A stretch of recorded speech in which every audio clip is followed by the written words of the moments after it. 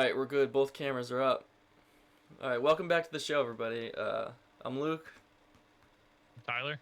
We're going to give you some unprofessional takes on the current events of the world. We're going to spitball a little bit. We're not that experienced in doing this, but I think we got a good show planned for today.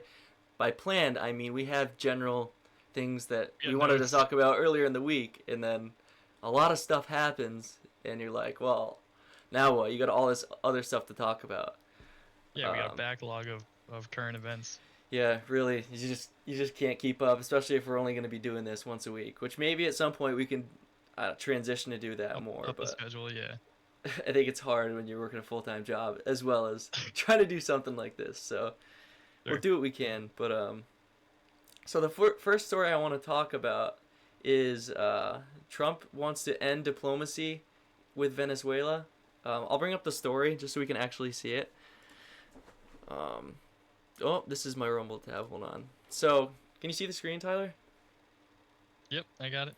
So, this is reported by antiwar.com. If you guys don't know antiwar.com, Dave DeCamp over there is the editor. He does an amazing job. Every single day he's updating this, and he'll do a stream at like midnight on the events of the day. Um, so the report is that the Trump administration is working on a strategy to eliminate Maduro, the president of Venezuela. The United States makes claims that he's not the rightful president of Venezuela. Like the last election, they believe that they have evidence that he didn't actually win the majority of the votes, or it should have been someone else. But so, as it says, U.S. Special Envoy Rick Grenell, who was recently instructed to halt his diplomatic efforts with the Venezuelan government. Um, Hey, I can't see the screen on the stream. what do you mean? Like you can't see the browser screen? No, it's just you and black around it. Yeah, what the hell is up with that? See, this is what we mean. I can't see you either. Yeah, no, it's just you. All right, hold on. We're gonna fix some technical difficulties here.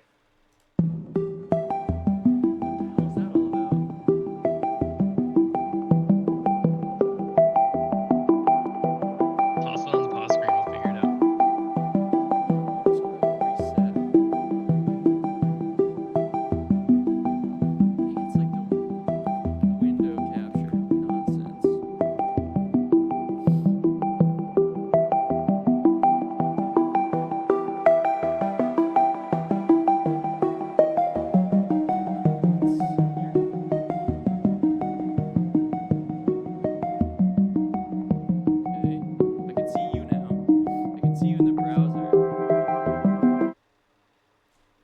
How's that? Toss it on the stream. Hold on, I'll wait till it. I don't know what the delay is. I think it's working now. I don't know what happens like if it's something with me switching tabs or Jeez, what's the delay? I have no idea. Oh, there we go. I got it. Yep. All right. So, so yeah, Rick Grenell, who's special envoy of the United States he's been working with the Venezuelan government. I read this earlier today. So long story short, the alleged claim of the United States is that Nicolas Maduro is the leader of the cartel of the Suns, which like the United States doesn't actually have evidence of this. So the claim is kind of just their reasoning for doing a bunch of light military action against Venezuela. my cam just went out. Dude, what's up with your camera? It's still on. It's still on Discord. That's just not on the stream. Huh. It's back now. I fixed it. I don't know. All right, well, we'll just roll with it. Yeah. But yeah, so basically the president, as this quote says, the president is serious, no more mixed messages, no more excuses. This is someone close to the administration, and there's now a coherent whole of government strategy to eliminate cartel of the Suns in its leader. And the United States believes that the leader is Maduro. Um, they have yet to provide evidence of this, and in another article I read today, the White House has not provided Congress with any evidence for any of the kinetic strikes against the boats that they've been striking, or anything going on with the government. It's just kind of like a claim because they want regime change in Venezuela, basically. So, it's, I don't know, man. I think I this is guess a bunch of nonsense. what's the end goal here, right? So take out Maduro, then what? You kind of, I think so. I heard somewhere there's a theory that, which I think it's honestly a good theory, right? So they oust Maduro, and then they have someone in the Venezuelan government, or like it's the president of Venezuela, someone who's more prone to make deals with them regarding oil, so they can really reduce the price of gas, kind of boost Yeah. the Western Hemisphere oil supply, um, get Venezuela to be on good trading terms with the United States. So we still haven't like amped up our production in the past 8 months. Like that was the claim, right? It was like drill, drill, Yeah. drill. But like we're still not at that point yet. I mean, gas has gone down in some places, but in a lot of places it hasn't really changed that much. And honestly, some places it's gone up a little. So I think trying to, I don't know what the term of this would be, like how long it would take if you installed a new president in Venezuela to like getting to those low gas prices, right? I don't know how long that time frame would be, but I Is that definitely even think something that's that you can do nowadays, though? well, go kill a president of a foreign country. Well, that and install a president of your own, like that. I just don't even know if that would fly. I mean, the United States aided in installing the current president of Ukraine, and they assisted in that the uprising in 2014. I think it was like a CIA funded op.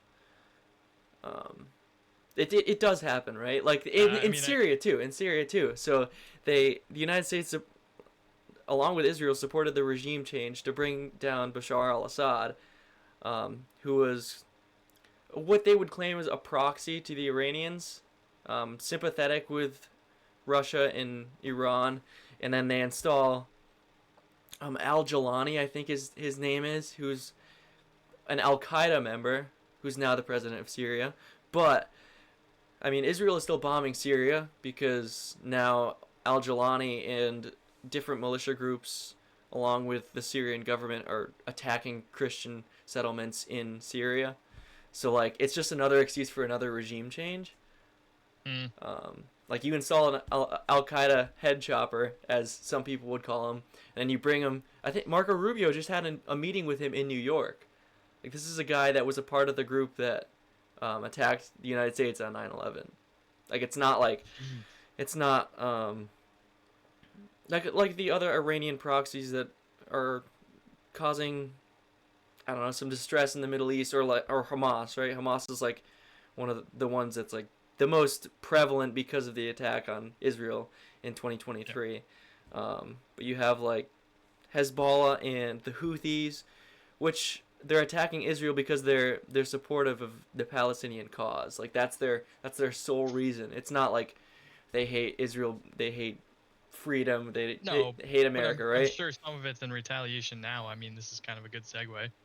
Yeah, it definitely is. So one of the big things that's happened this week is there's been a lot of work on the The Israel peace Hamas treaty. peace deal.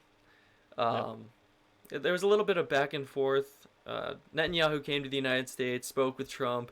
They gave like a joint press briefing, and then funny thing is that Netanyahu then gave a speech in Hebrew where he was basically like, "Oh, we've made all this progress. Um, the IDF can't pull out now." And Yeah. then another thing, there's like the ceasefire was agreed to, but it doesn't go into effect until a certain time. So Israel's gonna be like bombing until the last second. Till I the have a second. Yeah. video here. Um, Well, this is yeah, this is while you're pulling this up. This is the second time. I mean, they were supposed to come to peace. What was it? A couple months ago, and yeah. Netanyahu did the same thing. So a little bit of background, I guess, and I'm not um, like fully involved with all the different peace negotiations in terms of like my knowledge base. Like I don't know what's happening in every single one, but I know in the past the reason that Hamas has not agreed to any of the peace deals, at least what they're saying, and their negotiators are saying, is that they want Israel to completely pull the IDF out of Gaza, and if they've agreed multiple times that they will release all the hostages, right? They'll do a full exchange, but not unless Israel completely pulls out of Gaza. And that's not so this 20-point peace plan, whatever modifications they made to it, they kind of I think Israel probably modified it so that the IDF they don't have to pull out completely as a part of the agreement. They can pull out to like designated, I don't know, what are they called? Like not demilitarized zones, but buffer zones, I think is what it was called. No man's land. Yeah, basically like no man's land. They can just pull out to these defined zones, and the IDF just gets to stay there. That's not like a full pull out. But at this point, like Hamas and has no leverage. People are just getting slaughtered. Like you don't have the leverage to continue to be like, oh, we can't agree to this because it's not everything we want, you know? Yeah, I saw a clip the other day of a group of people in Gaza getting water from a water tanker, Mm-hmm. and then it just got. I don't know why your missiled. thing keeps going out. I think is it every time you switch a tab? It could be it. I guess I don't have a second monitor, so that's probably the crux of this, right? I have the stream pulled up. Oh, it just popped out again. Okay, so we have a video here. It's flickering, but it's fine on Discord. Yeah, play the video. We'll figure it out. Okay, this thing's We're not. bound to have some technical. Yeah, I mean we're working stuff out, so just bear with us here. I have to like the Chrome tab is just like not showing up.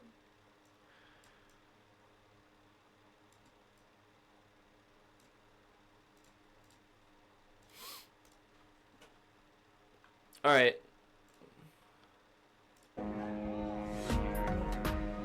So this is just a video of the stuff that's happened today. Like this is October 10th.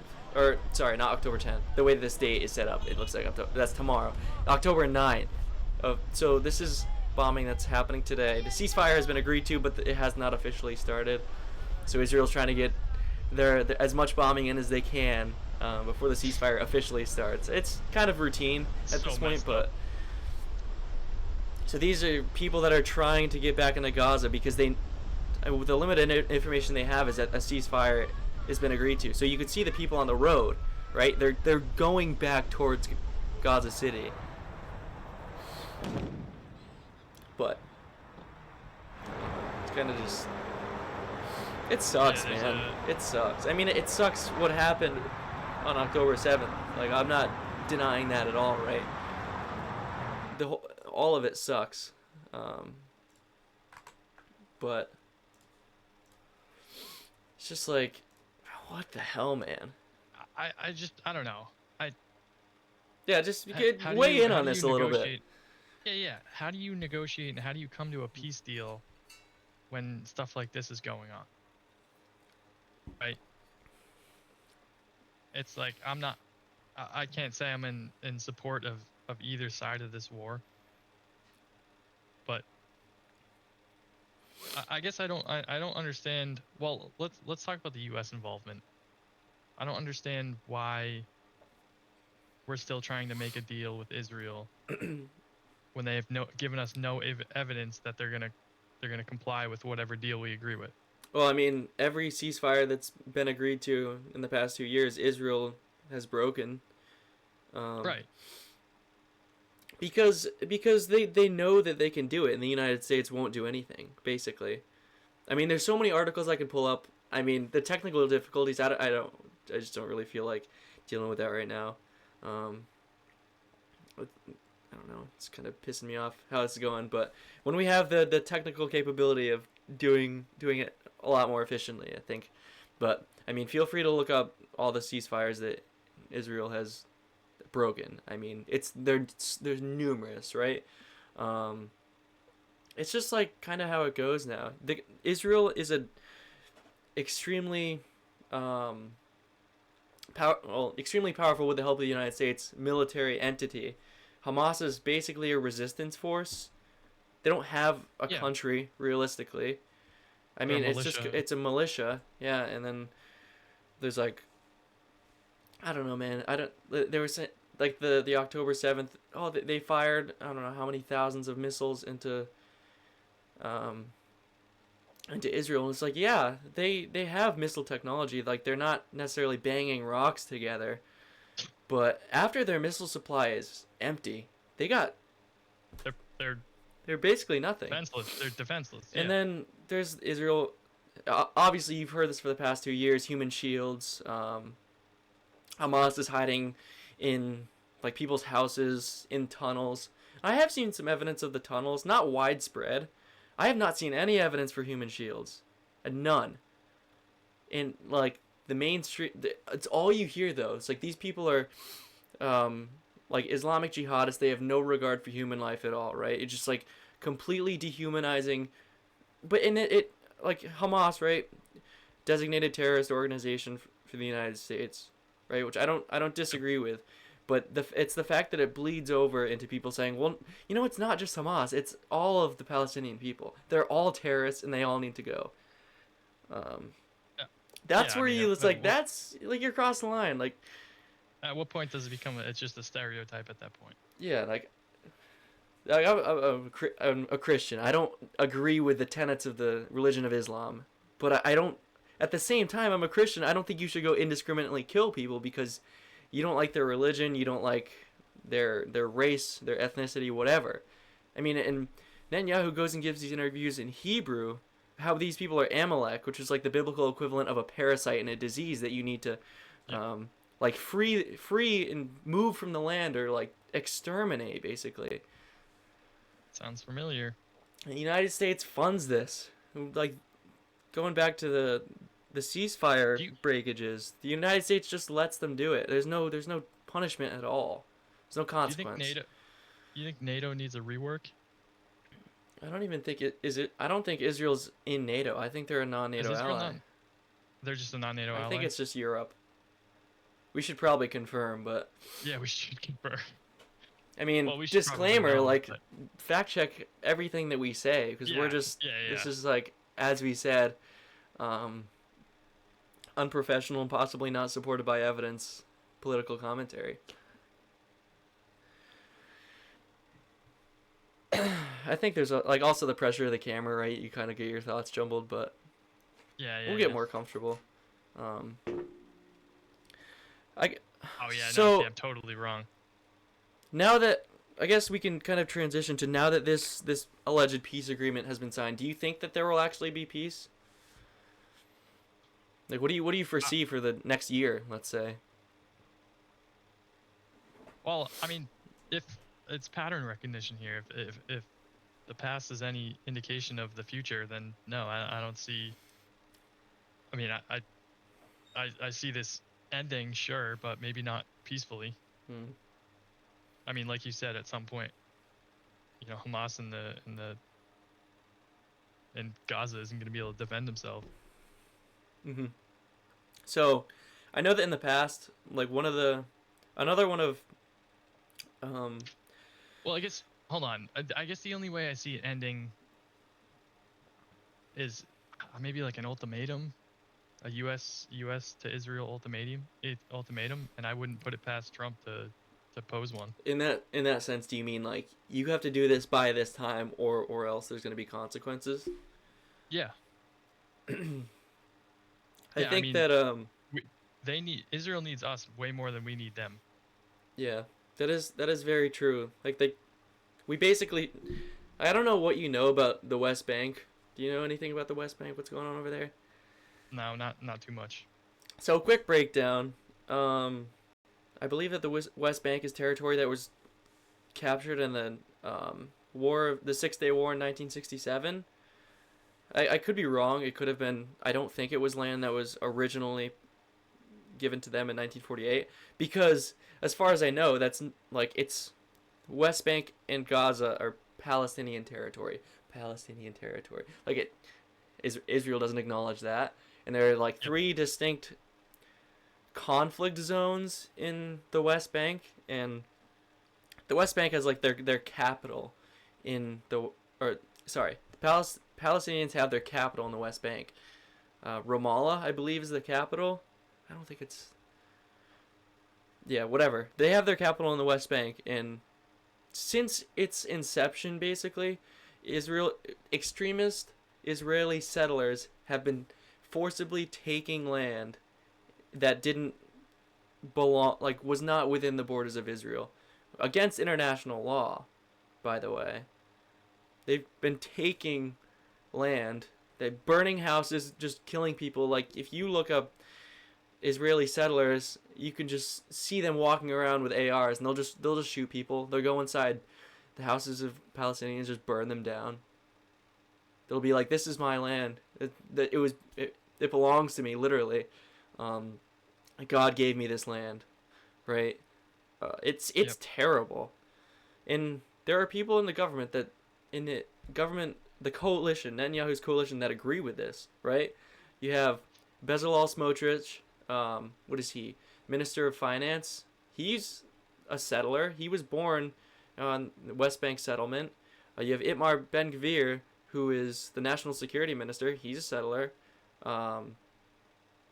Actually, Smotrich was arrested for like being a for violent actions that were eventually like they were dropped, but he was arrested for like extremist actions. I believe that he was a part of a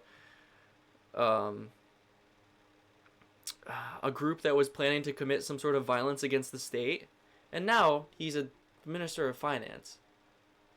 Mm. So, I if you're watching this, I urge you to look into the history of these ministers in the coalition in the Israeli government, because it's crazy, man. Like, I never knew about this stuff. I like a year ago, I would say I was like a Zionist just because I didn't know anything. I was like, yeah, most of the right is supportive of Israel. Okay, me too, because I'm supportive of most of the right wing ideas. But now it's like, Oh, I mean that's where I was up until a month ago, maybe. I mean, and that recent. and like we could just I mean, it was. we could scroll through my Twitter feed, and you'd see like these people are brainwashed. Like if you're still a hardcore Zionist now, you're just defending the most indefensible things. Like Sure. every single day, and it's terrible. It's like the worst part of my day. I see Sickening, videos yeah. of just piles of dead children, and I don't say that lightly. I don't. It's awful. And like, it doesn't matter where the children are from or like what their ethnicity is, what their religion is. It doesn't matter. Like these are kids. Yeah, let's talk about that for a second. What are your thoughts on, I mean, the pure desensitization of stuff like that nowadays? I mean, it's like it's almost something you see it, and it's terrible, but you just keep scrolling. Yeah, I mean, for me, I don't think I'm desensitized to it because I think I have uh, Emotion a moral not I do have and emotion, right? But I have a moral and a compass moral that's actually compass. Yeah, based in something. Like I based in my Christianity, I guess, is where. Christianity. Yeah, But like they're a huge. Any sort of secular person is going to be like, well, my moral compass isn't really based in anything. This is just like another picture on the screen. They might have some emotional reaction to it, but I don't think it's going to be the same as someone who's religious or sorry, whose moral compass is actually based in something tangible. You well, have that's why I think that's something where I think the something that you know is good and something that you know is not good, and this thing is not good, and based on your moral beliefs, it's like this is terrible no matter who it is. yeah, that's where I think the desensitization has come from, and it's just a lack of faith. Yeah, We no longer lack of live in a faith, and Christian just society. downstream from that is lack of morality, I guess. It's Yeah. all you can say. You just try to show people the light and be like, there is good and there is bad. It's not like based on your circumstances, something is good and something is bad, right? Like Mhm. I mean, a lot of pro-Israel people would just basically be like, Israel's giving them food. Israel's not withholding aid from these people. Like, look at it all, and you have these paid influencers that go to Israel, and Yeah, did you see they're that? in I, is I want well, with the pallets and pallets of yeah. food. So okay, they go to Israel, they're dressed up, they got the plate vest and they got the helmet on and the flak jacket. They're like, oh, look at all these pallets of food. Like, you can obviously see that Israel is providing these people with food. And it's like, okay, those pallets are you are in Israel. You're not in Gaza. There's pallets and pallets and pallets of food. They're in Israel. They're not going into Gaza. And then in this 20-point peace deal, it said, like, one of the agreements was that Israel would fully resume aid into Gaza. Now, what does that tell you? That tells you that aid was not That they aren't currently doing it. correct. So it's like, it's a moot point. It's like, you cannot.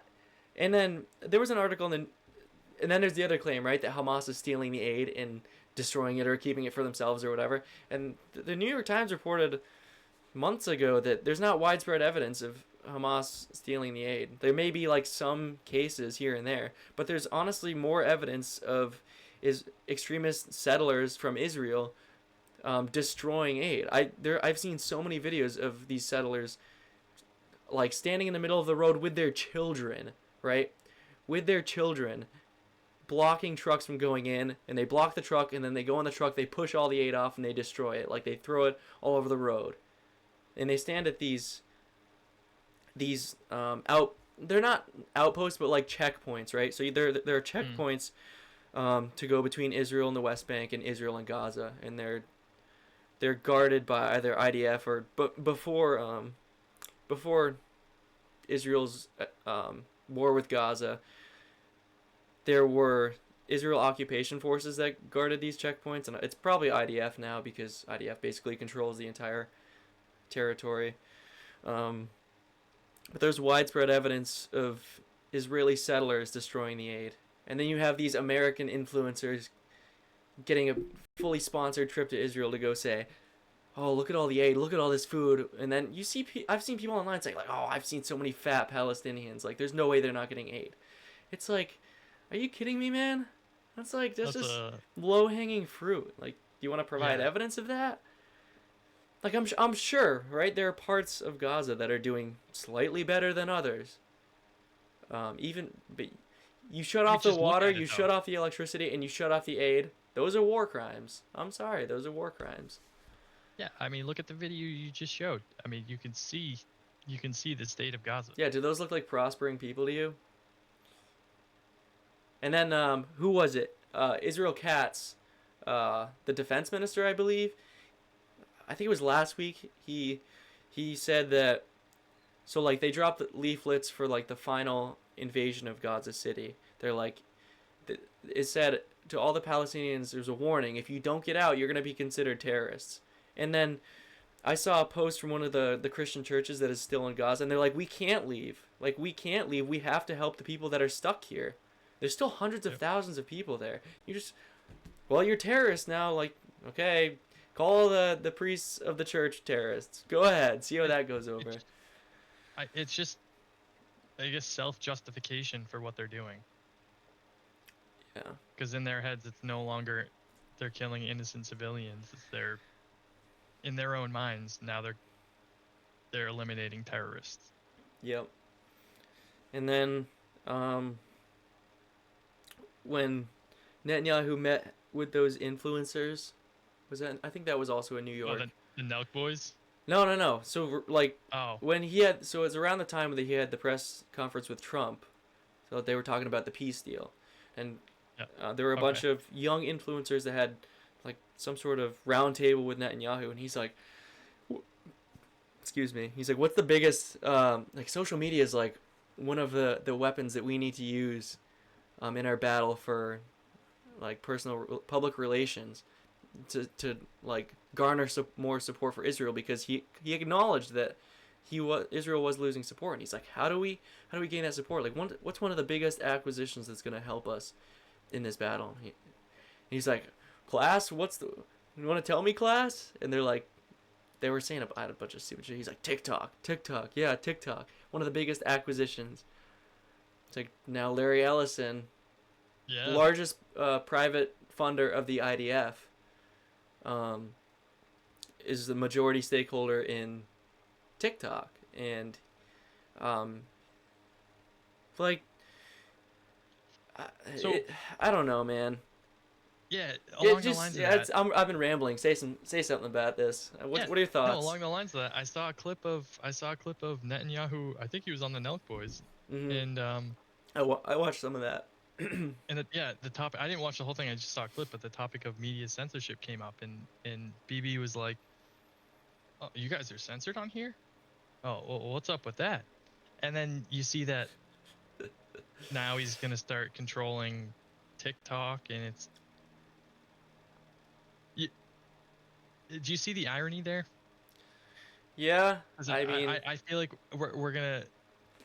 Uh, who's controlling the censorship at that point? there. I will say that even before the acquisition of TikTok, and then Paramount, owned by Larry Ellison's son David, acquiring, or CBS is under Paramount, but he acquired Paramount and then the Free Press, and he's installing The Barry Free Press, Weiss yeah. as the leader of CBS. He's a fanatical Zionist that she has said herself. Even before all this happened, like the United States was talking about deporting people who were supporting anti-Israel viewpoints or sentiments, right? Anyone who supported the Palestinian cause. There was even talk about deporting United States civilians over this, which is crazy, right? Yep. And then Pam Bondi said the thing about there's a difference between free speech and hate speech. What exactly do you think she was talking about? Mm.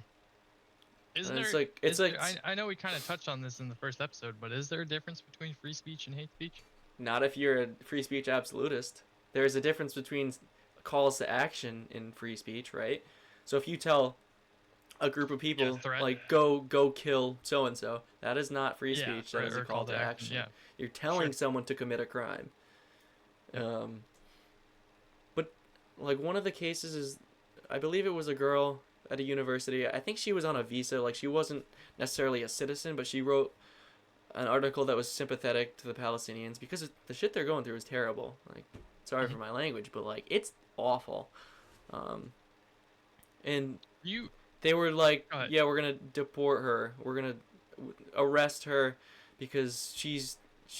I mean, okay, a little bit of a disclaimer: the Secretary of State has a right to deport anyone for any reason, which is, I think there should be a limit to that, right? Yeah. But I mean, with that disclaimer, still, like Be a limit to any power.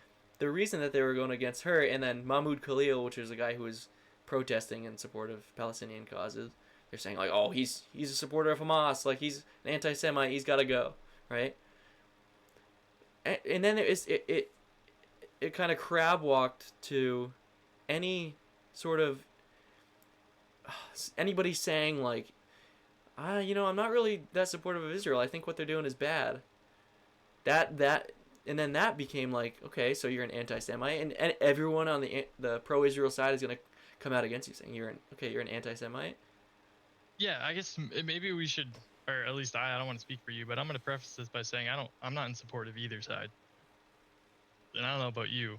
I don't know if I you feel are. like since I kind of transitioned over to the side and no longer being a supporter of Israel, that yeah, right. I just want people to stop killing each other, It's basically. there's innocent people dying on both sides, and I know it sounds like we're speaking more on the Yeah, like anti-Israel side, but there's no denying that innocent people died. Innocent yeah. Israeli civilians died on October 7th, right? No one's denying that, and I think it was terrible what Hamas did, right?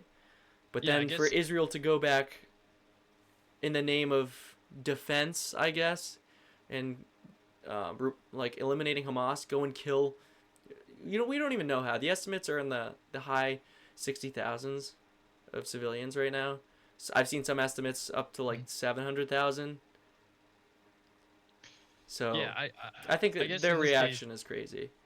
I understand war has to happen, and if you believe that war doesn't have to happen, read a history book. But in this case, I'm like anti-war.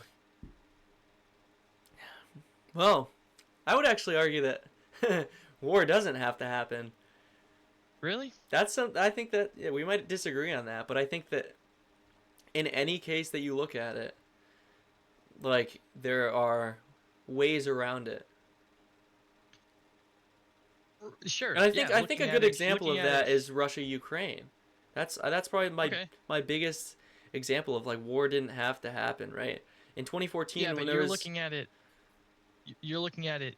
I guess Israel or Russia Ukraine is more recent, but uh, in terms of historical wars, you're looking at it tens, hundreds, maybe thousands of years after the fact, yeah, that is true. and you've had this much time, this much information Yeah.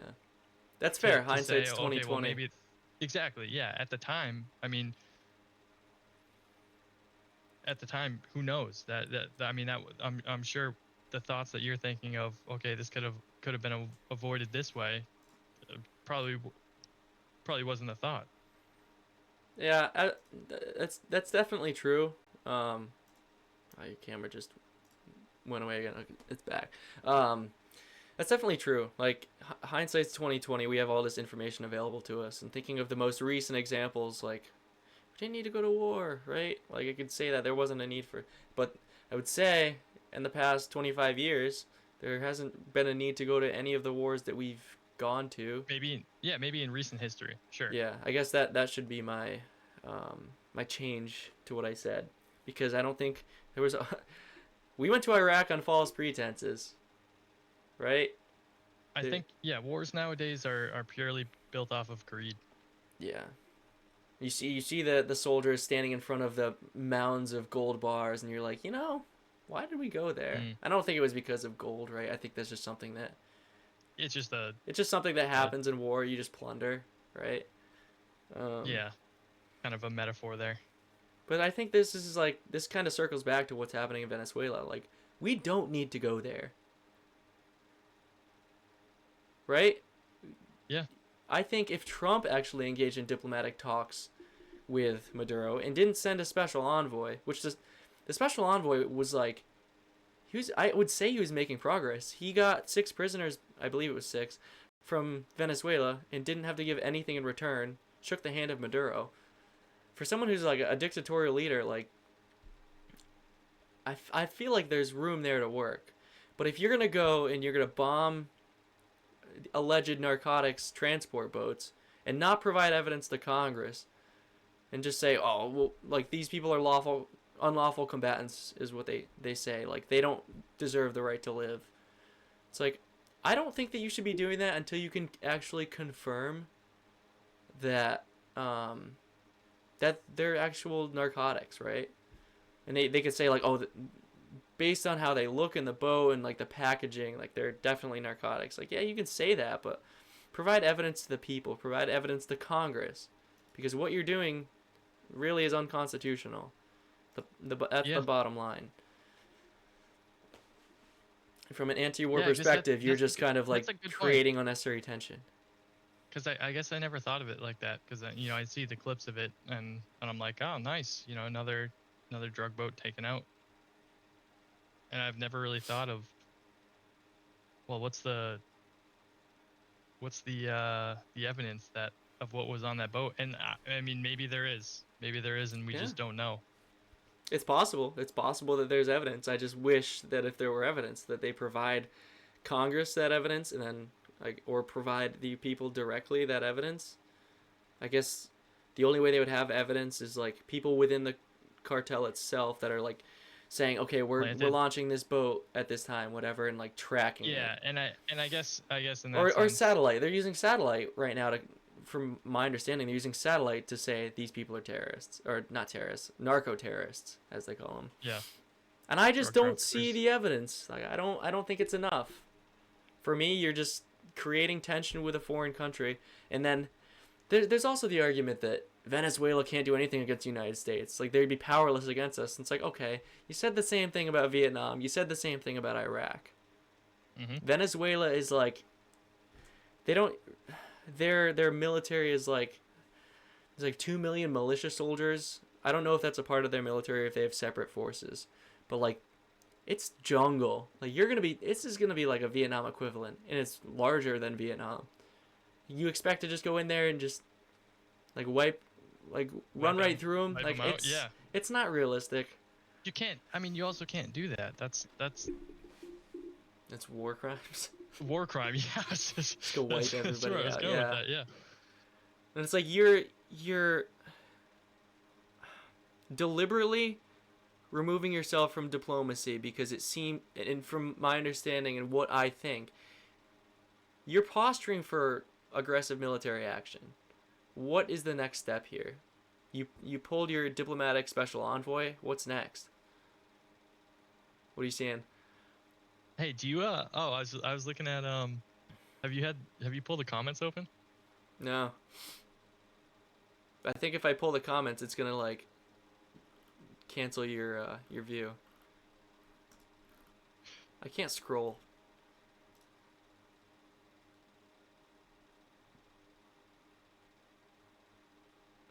I think these are all. I don't mean to interrupt, but no. These are all the fellas. Yeah. Oh, we got a freaking ad, dude. We're at 9 viewers right now. Well, I mean, if you just showed up, welcome. If you've been here, thanks for tuning in. We're just rambling. You want some uninformed opinions on a topic? Feel free I kind of gotta pee. Do you mind if we take like a 2-minute pee break? Yeah, no, I'm good with that. All right, we'll be back in 2 minutes. I'll be right back.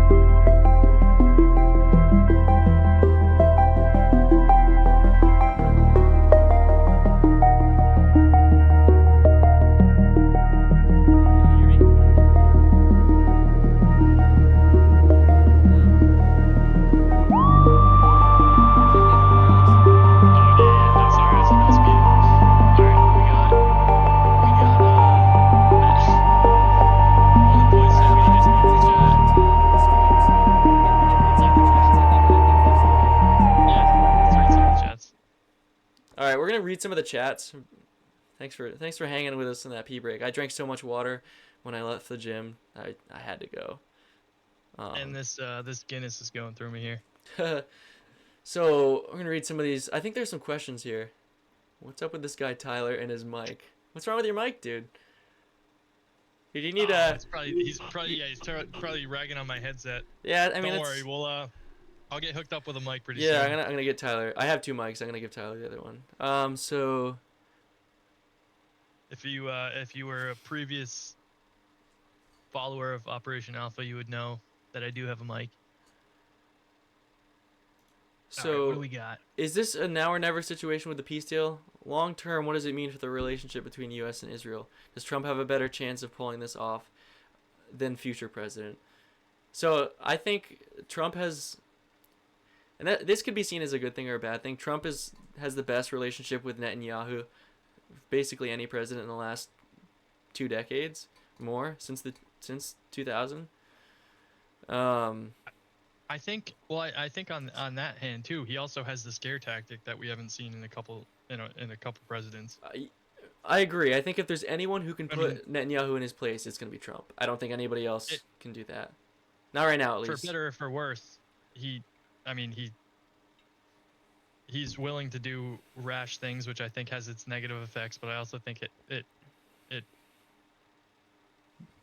I mean, would you rather be loved or feared as a president? You know. And I think I he has think, that fear factor yeah, I think it's that good to. our There's a little. previous president didn't have. M. Noonan says, matter of fact, I do mind the pee break, and Yeah, I and then saw we that. also need super chat. Yeah, we'll get there. Yeah, we do. Yeah, I need a we'll get second there, yeah. monitor. Life's different with a second monitor, man. Should we pop? Should we get some donations? Yeah, give us some donations. I don't even think they can. I think actually you can do that. I don't want your money. I do it for the love of the No. game. Yeah, we do it for uninformed information. If you give me money right now, I'd say that's probably not a great investment. But who knows? We're not gonna change based on money. You can't buy us. You're not gonna buy us. Okay, we're gonna in the future if we get sponsors, we're gonna take sponsors that aren't gonna, sell out when we change our views or whatever, right?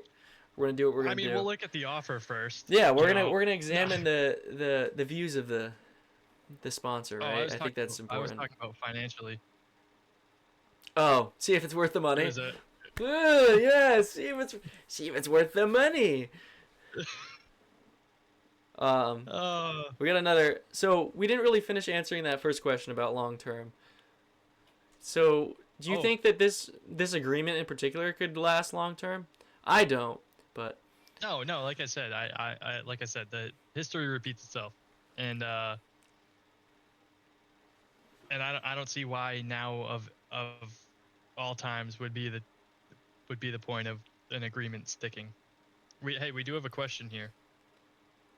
well, let me just add a little bit to that. But go ahead, yeah. So add to that, yeah, please. the whole architecture of this deal is that Tony Blair is going to be the provincial leader of the territory until they can establish something further. I mean, maybe I don't know if he has the best intention in mind. His track record in the Middle East isn't great. I know that he kind of brokered peace between Northern Ireland and the UK, and Ireland, I guess, because Northern Ireland is part of the UK. But he may have good intentions. I'm gonna maybe give him the benefit of the doubt. But the fact that you're putting Trump at the head of the chair for this board that you're setting up, that's gonna manage people across the planet. I think that the best way to kind of do this is to get Palestine moving towards statehood is to help establish a Palestinian leadership that doesn't have installed Israeli operatives that sway the governing body, because that is the reasons that is one of the reasons in the past that they haven't had an effective governing body, right?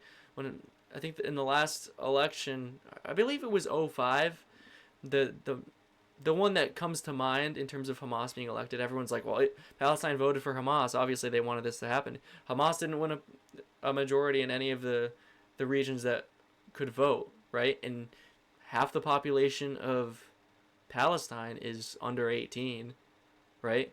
Hamas didn't win a majority, or they won a plurality in all of their. So there wasn't a majority. It wasn't representative. Yeah, there wasn't one group that overwhelmingly won the vote. So I don't think it's in this current framework. I don't see it lasting long term. I think Israel as long as the coalition with Netanyahu as the prime minister stays in power, I think the ultimate goal is taking the territory. I mean, Netanyahu is the longest serving prime minister in Israel's history. So I don't necessarily think that that's going to change in the near future. I think like he has actually gained support from this war in Gaza. He before the war he was losing support because of the political corruption scandal, and he's technically still under investigation, but I don't think it's going to go anywhere. So, I mean, I don't think Trump has the intentions of the Palestinians in mind at all. I don't think he sees them as people. I think he kind of agrees with Netanyahu. He wants to put a big Trump tower and sees it as prime real estate. Yeah, but you also have to consider, while not in NATO, they are an ally. And is it maybe half personal interest and half his duty? To support an ally, you mean? Yeah, to support an ally. Yep. Okay, but here's another thing, right? So Qatar is also an ally of the United States, and we have the largest military base in the Middle East in Qatar. I forget what the island is called.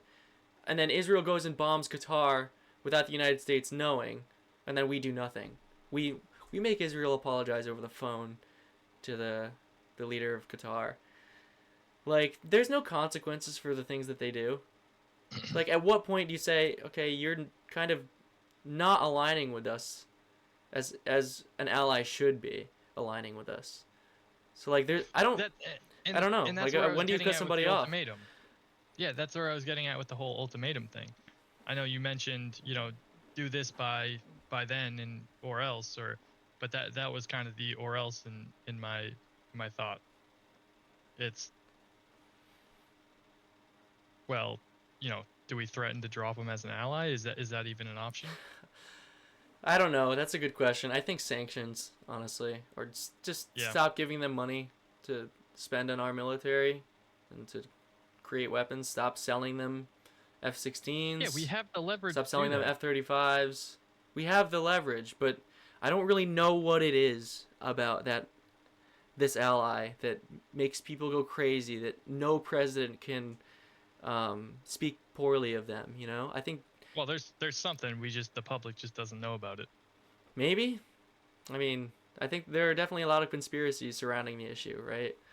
And Hmm. JFK was the last president to, or I guess really the only president to kind of speak out against them. He wanted to force nuclear inspections at their Dimona nuclear facility, which they walled off and didn't let inspectors see the actual like production. But then they're like, "Oh yeah, this is all we have.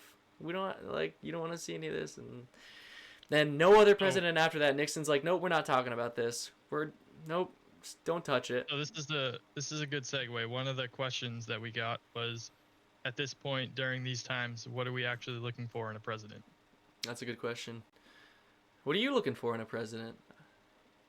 What am I looking for in a president? Well, for starters, someone who follows their agenda, Ha! right? Some an an honest an honest president, preferably one that aligns with my views. However, yeah, I guess that's kind of an unrealistic expectation. But it's no longer, have you ever watched an old political debate? What do you mean? You know, like, trying to Oh, think of like old, um, like a presidential like an debate. yeah, an old presidential debate. Yeah, U.S. presidential debate. Yeah, It's I've definitely watched at least some clips. Never like full debates, right? Yeah, you watch them and it's almost like they, two opposing parties, two different views. They understand each other. They will sometimes go as far as compliment each other, and then they'll pose an agenda, and they stuck to it whether you agreed with it or not. Now it's not about what can we do, it's about winning. And listen, I like I said, I personally, I voted for Donald Trump, and I support him. I hope he succeeds. But that's not to say, I don't support everything that he's doing or everything that he does. And I certainly don't think he's following his agenda to a T. But like we said last episode, it's only been what, 8 months?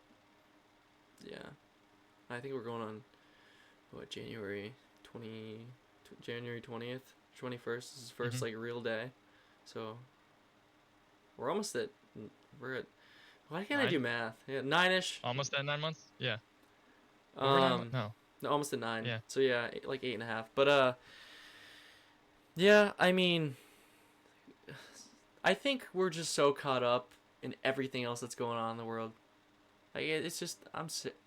I say I'm sick of it, right? Like I've lived through it all, but I haven't. I'm so young. I'm pretty new to the political space. I started kind of figuring out where I stood politically, and when in Trump's in 2015 when he was campaigning for the presidency, I kind of was like, I don't know. I remember like we would watch the debates in school, not like as a class, but like we'd watch them in our free time. You're like, oh yeah, Hmm. this is like I don't know, this is cool. Just to kind of see Yeah. where each candidate stood. Like we didn't really have a grasp on like the political ideas, right?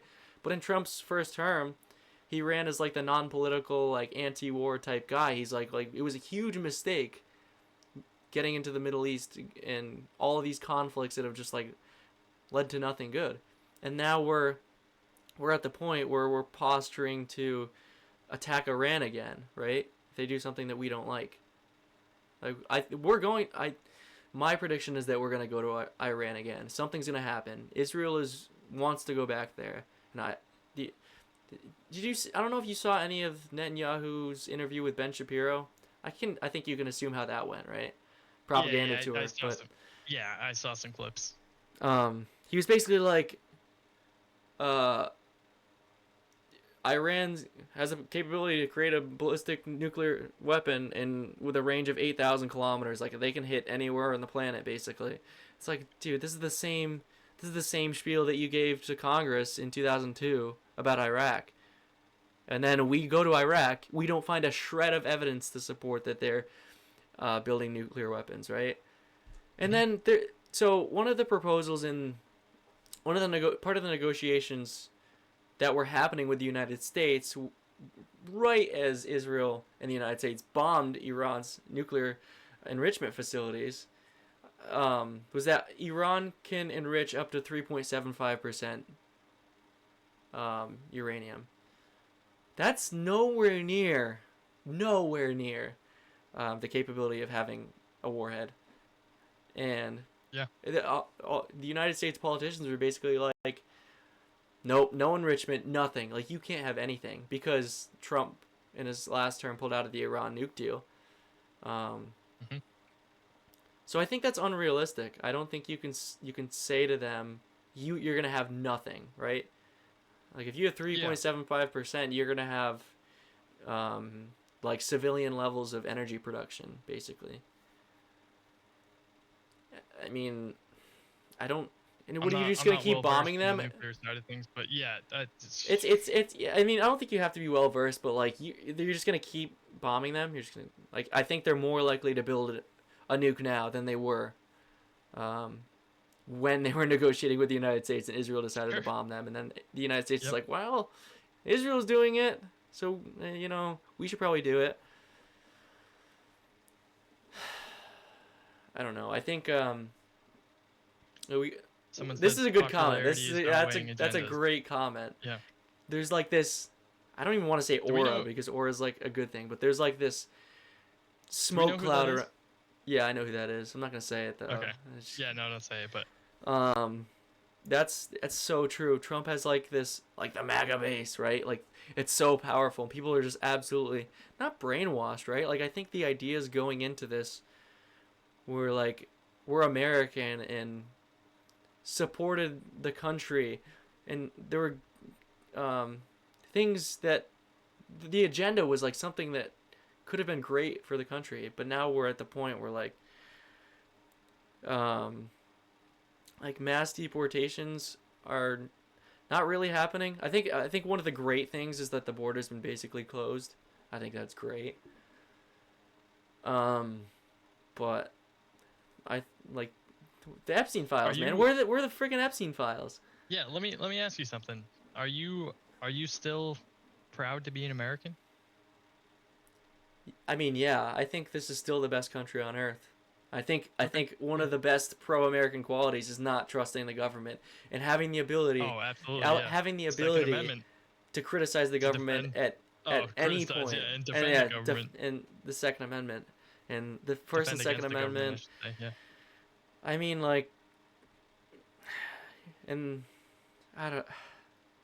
There are a bunch What of are your things that, thoughts? yeah. What are you gonna ask? I was gonna ask what your thoughts are on the last, what, 6 months of immigration? Has it been that long? Well, I think it's like virtually nothing compared to what it was before Trump was elected.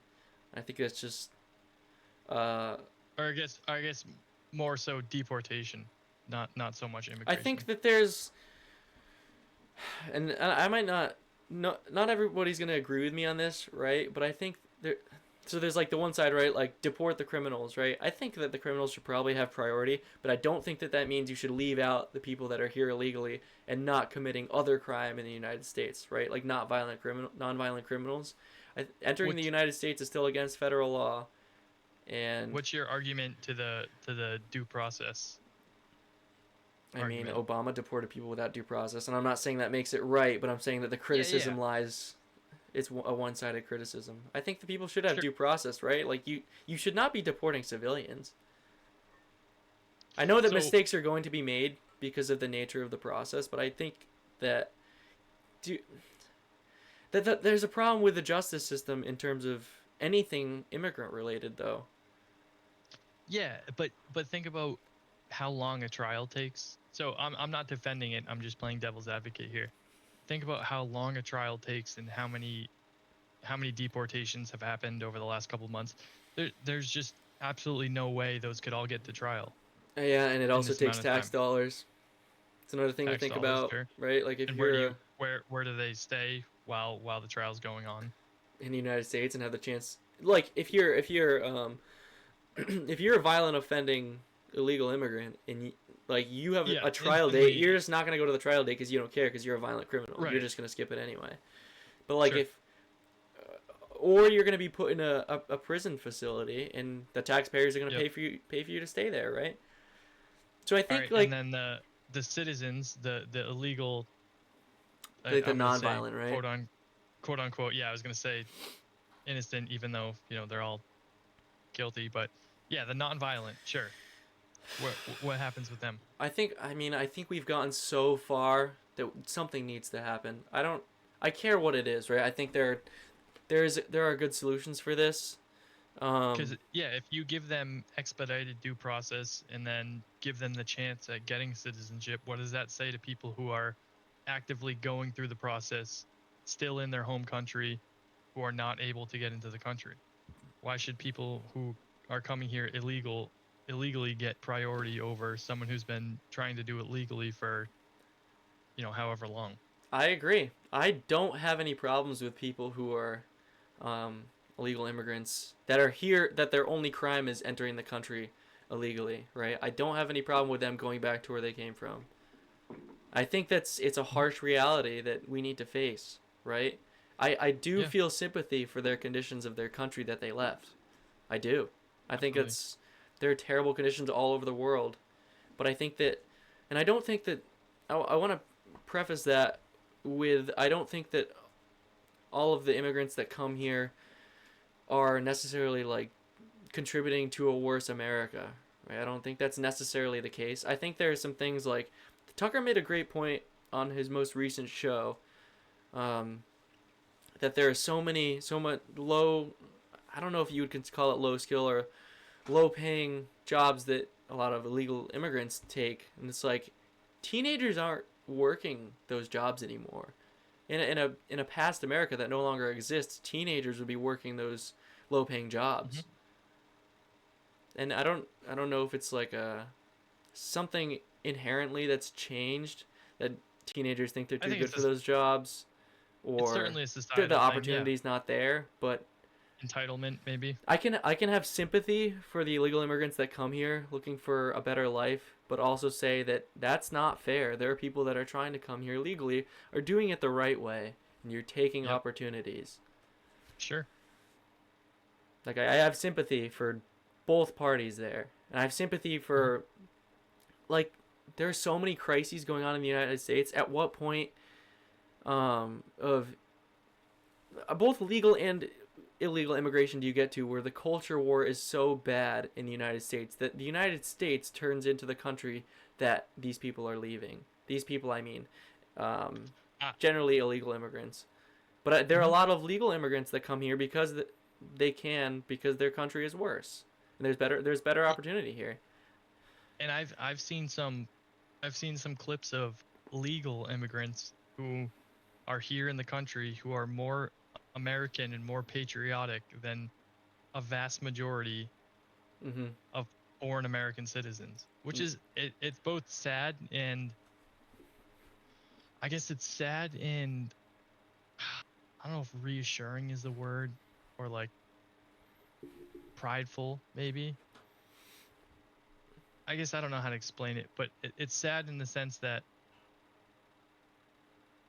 we live in such a great country and there's people who are born here and who have been here since the day they were born who don't appreciate the life we have until they go to some place like one of those legal immigrants came from and we're like, okay, well, we don't have it that bad. It's like all these people who are saying, yo, I'm gonna leave the U.S. because Donald Trump is president now.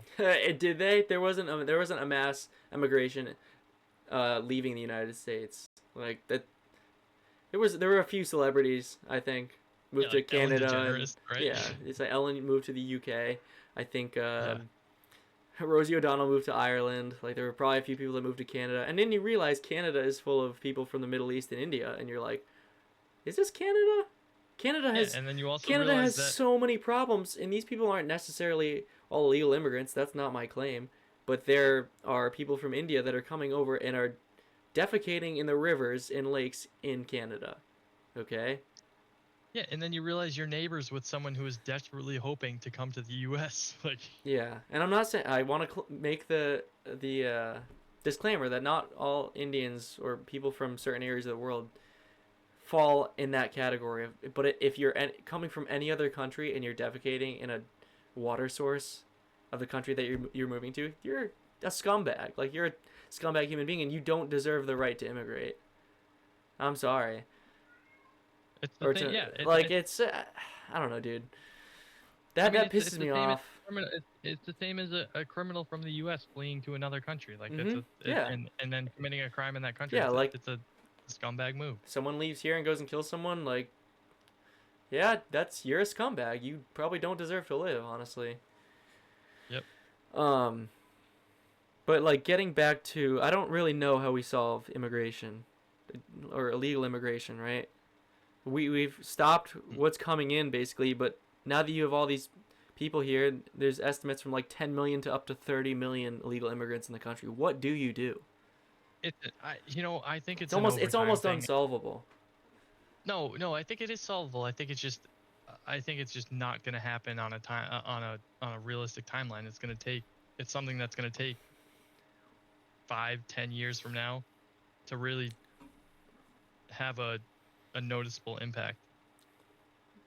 But to I I guess the question I have is like with all the other crises that we have going on domestically, how do we deal with this crisis that is like a non-domestic problem, right? That's become sort of a domestic one, which really should never happen, right? I Mhm. think, and people can have their gripes with the wall. I know Thomas Massey had some gripes with it, but I think that would have solved a lot of problems. The amount of people that came in during Biden's presidency. I'm not saying that it's entirely his Yeah, fault, but very lax border policy, right? Um, very yeah. and then crimes are committed, people are killed, people are raped by people that don't technically should not even exist within the boundaries of the United States. And then you're trying to go after someone who doesn't exist. Yeah, and then you're just playing catch up with trying to find people that like don't exist, right? Did you see?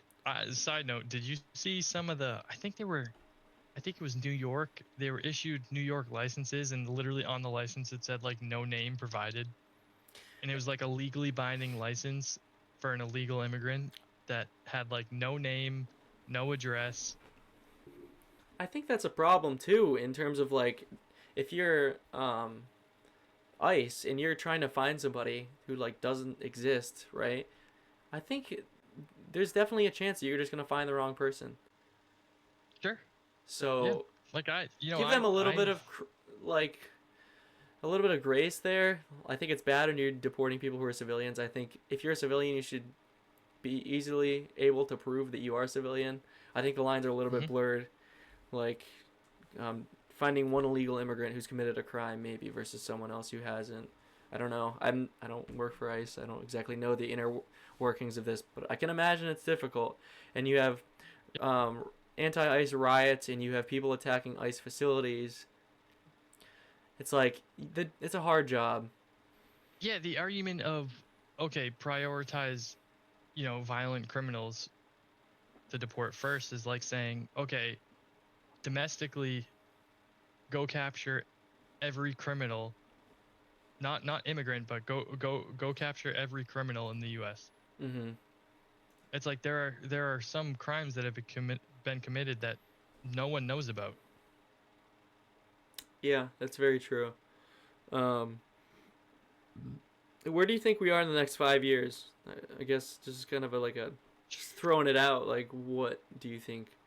Because I think the right is so split on I Israel think that in the next, in terms of like the next president that's elected, I think it's hard to say whether or not it'll be a Republican or a Democrat. Like, do we go back to the same border policy of the last I administration?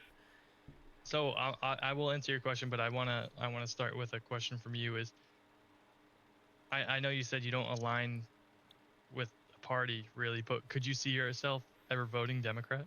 No, Okay, no, I don't. so The way like I think the a good analysis of what's happened with the both of the parties is that the left, center left has gone far more left, and center right mhm. has gone far more left. Right? Like I guess You think the center right has gone far more left? I think so. I think that um, it's like boomer policy. I guess is how I would describe it. Yeah, Not I really guess there's certain concerned events with. though. They're not concerned with government spending. They're not concerned with going to war. Not concerned with like there's a lot of posturing about like the immigration issue, but not a lot of action. I guess I think there have Trump's been taking more. action. I'll give him credit for that, but you think I Yeah, assume you're gonna say that you think it's gone more right. I think there have been more Democrats turned Republican than Republican turned I Democrat mean in that's the last probably year. true. I guess what I'm saying is like the goalposts have shifted. So like the average person on the left would be farther left, and I guess maybe Yeah, I think there it's going to be an age thing, right? So I think like the average right leaning person of our age group, like 18 to 30, would be farther right. sure. Yeah, So I think that that's good for the right wing, but I don't. and I I guess my claim is that the Republican Party itself does not align with the further right leanings of the younger generation that's going to not take over, but kind of like fill in the place of people who are yeah, I further guess it's further left. entirely how you define right leaning. I mean, right and left has become so diluted now that I say I'm right wing to someone and they're like, oh yeah, Second Amendment, Christianity, lower taxes, and then I say I'm right wing to another person, they're like, oh man, you must be racist, misogynistic, you know. Yeah, like the typical. Ew, I Yeah, mean, we'd be considered anti-Semites for even the stuff that we've been saying on here, right? I I mean, I guess so, By the but extremely but yeah, pro-Israel people. yes, by extreme pro, which is, I mean, I'm guessing mostly right wing. Yeah, I mean because and the left wing would mostly agree with us. There are people on the left that are supportive of Israel, and I would consider that like center left to be to a moderate, right?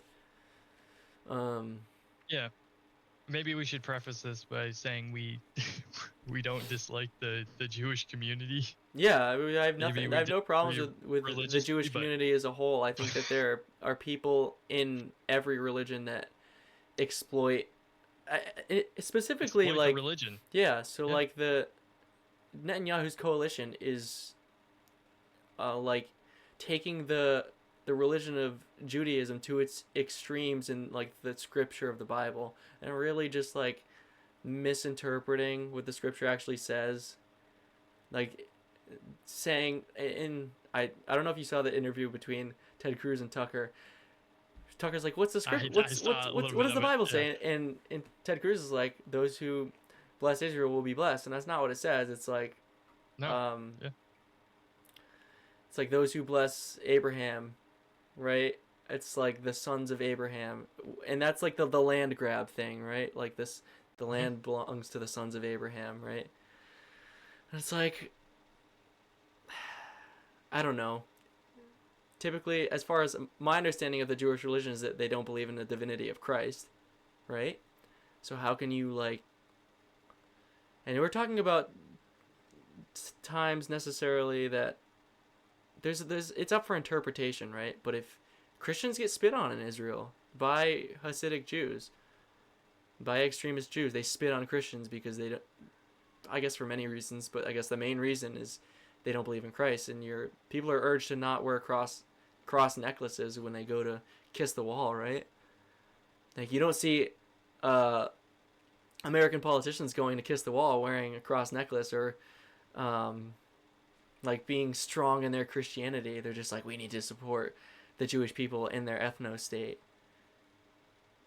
Hmm. So I have my gripes with certain people that happen to fall under that religion, right? But that's not necessarily because Yeah. they are Jewish. I think that's important. Like there's so many Jewish people coming out on this issue that are like, I would say on the right side. Like Dave Smith is probably the biggest one, right? He's like one of the most.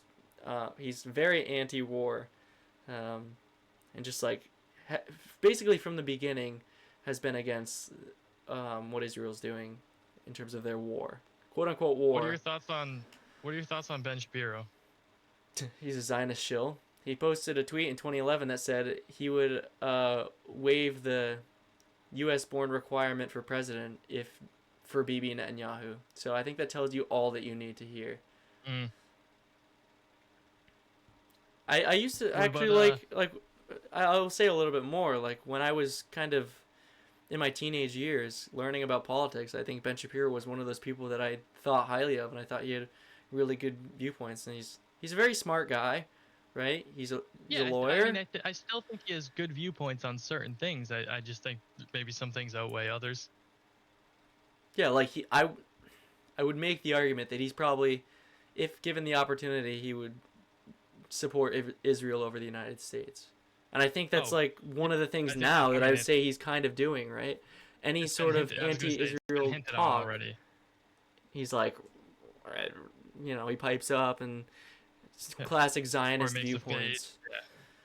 So, all right, we have a question here. I saw that. I What's saw there was any? a Yeah. thoughts on Nick Fuentes. I think we should address this. I think it's important to address this. Oh boy, let's be Uh, careful here. I think Nick Fuentes has a lot of good viewpoints. I don't agree with his what people would consider anti-Semitic viewpoints or um, outright racism, I guess you would say, right? Yeah, But I guess he has kind he's of a very loose cannon. bright, and I don't necessarily think that even he agrees with all of the things that he's saying. He's very good at rage baiting. I will say he's a great rage Oh baiter. yeah, Um, he's a very bright guy. He's only 27. He's really gaining a lot of popularity. And I think that like because I of think what's he's. happened to our generation, that is why he's gaining this popularity. I You're think just a he's a. filthy guy. I, Yeah, I'll I'm need to taking. add some I got context to shekels. I this. got $7,000 from this podcast. Don't you know? Yeah, I'll need to add some context to this next statement, but I think he's a good representation of freedom of speech in the First Amendment. Mm-hmm. And I'm gonna say that like I said, I don't agree with everything that he says, but I agree with the fact that you should be able to say it without repercussions. Yeah. One of those repercussions being potentially losing your life. Yep. I mean, and like to his credit, he was one of the first people to speak out against Israel and kind of like with their lobbying campaign, and he's actually very well versed on like the religion of Judaism, which I'm not as well versed. I don't really know, but like he's been debanked. Like I remember watching a clip of him, and he had like in his initial kind of surge of popularity years back, he had like $500,000 in his checking account, and the government just froze his account and closed it. He lost all of the money. Really? I didn't know that. So like, and he attributes that, from my understanding, to like his criticism of Israel and other issues in the United States. So like, his retaliation in terms of speech against whatever groups he's retaliating against, like, I think some of the things he says, he definitely goes too far. Like people are gonna be like, oh, he should be banned. I don't agree with that. I think that he has the right to say whatever he wants to say. This is America, and he's gaining popularity for what he's saying. He's getting on these big shows. He's been on Glenn Greenwald. He was just on Dave Smith yesterday. He was on Patrick Bet David. He is gaining popularity. So like, you can try and stop him all you want. He spoke with Candace. Right? He spoke with Candace, and him and Candace had beef, but like, whatever. Water under the bridge. But yeah, that I think Nick has like aura, right? Like, yeah. I think his good shows are like good shows. Like his monologue when Charlie Kirk died was the best out of anyone that I've seen, and he was not a friend of Charlie Kirk. Tactful. No, he wasn't. But it was one of the most tactful monologues I had heard on the topic. And it was like a call to be a better person, a call to Christ. Like, it was like this. Mm-hmm. This is what America needs. Is this not? Yep. And he denounced any sort of violence. He was like, you need to like become a better person, because the better people are what we need to run this country. I totally agree with that. I mean, he said something along the lines of, he was potentially like, no one had as big of an impact as Charlie did. Yeah, and he praised Charlie despite all the all the beef they had. Yeah. Sorry, I gotta take a drink of water here. Got the old gallon drum here. Take a drink. But yeah, I mean, he in that monologue, he spoke about all the disagreements he had with Charlie and everything like that. He's like, despite that, he was a good man. Like, he was like a tower of conservatism. I think it's just like, and then people are like, oh well, his biggest critics, like all the pro-Israel people, honestly, were coming out and saying like, oh, he hated Charlie Kirk. Like, this is just completely disingenuous. And it's like, well, Charlie Kirk banned Nick Fuentes from his events. Mm-hmm. He would not TPUSA staff would not let Nick in to ask Charlie questions, right? So, and even after that, he still had many nice things to say about the guy. Yeah, and I mean, Nick's a Catholic. He's a Christian, so like, he has those values, right? Mhm. But all right. Do you want to? I think we should touch on the Ghislaine Maxwell stuff, and then, yes.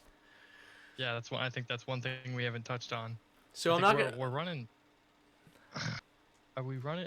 How long have we been going? Hour 24. Hour 24. Okay. That's all right.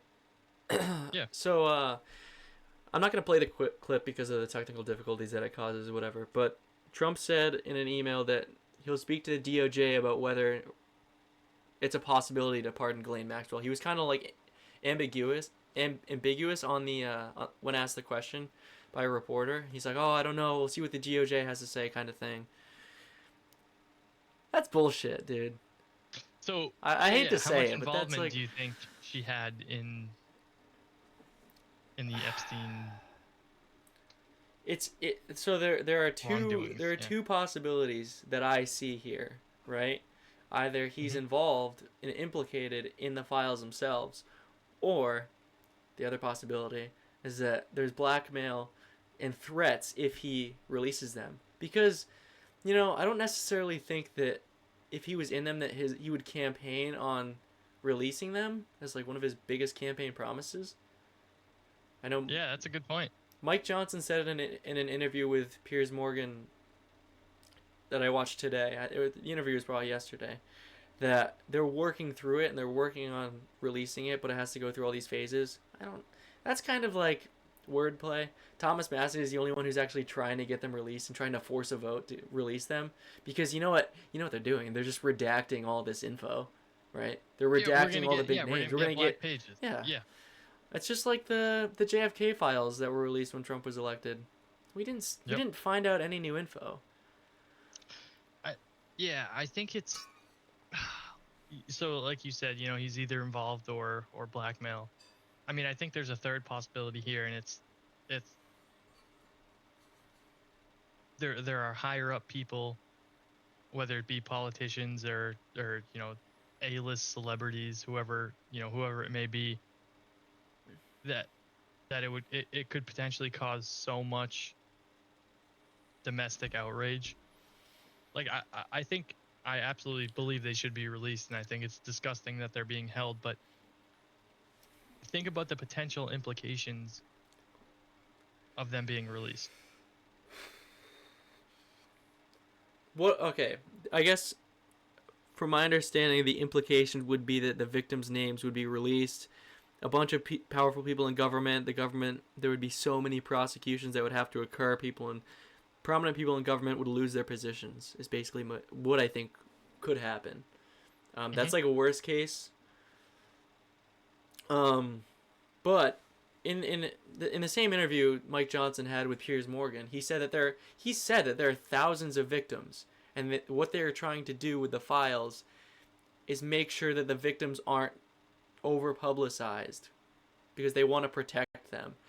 I think that's kind of nonsense. I do agree with protecting victims that don't want their names out there. I do, but I think that they're also going to meddle with what the content of the files themselves. Well, that's now and out for. I mean, it's now and out for whatever they feel like redacting. Yep, they can just say, oh, it was a victim. Yeah, it was a victim. You have like Bill Clinton's name right there, right? Like we know that Jeffrey Epstein had a painting of Bill Clinton, in a dress, right? That he hung up on Epstein's island. And there was I don't know if you've ever seen the image of George Bush. I think it was George Bush playing with a paper airplane in two Twin Towers. With the paper airplanes? Yeah, yes. I need to look this up. I think I need to put this up. Sure. Is this confirmed yet, though? Is this like I'm gonna confirm it before I actually put it up. Because I don't know. Like somebody could have made it and just said, "Oh, this is Epstein's, right?" Oh, well, I clicked on a Twitter link and it's deleted. So, let's see. Yeah, there it is. Blow that up. Is it that one? Yeah. So your screen might go dark here, but that's okay. I think we need to. We'll figure it out. Let's reconvene before next episode. Yeah, we'll figure this stuff out. I mean, my page just freaking went dark again.